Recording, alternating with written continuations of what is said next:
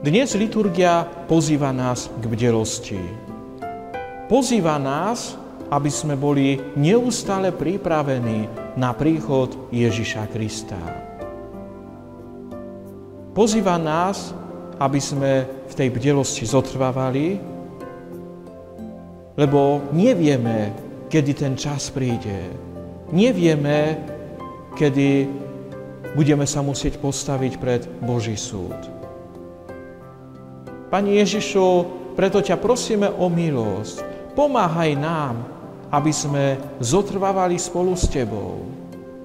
Nedovol, aby svetlo posvedzujúcej milosti v nás haslo.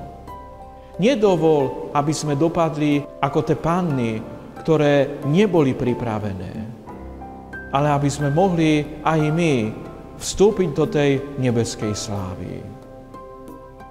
Pane Ježišu, sprevádzaj nás a uč nás tej bdelosti. Nech vás žehná všemovúci Boh, Otec i Syn i Duch Svätý. Amen. Pochválený buď Ježiš Kristus.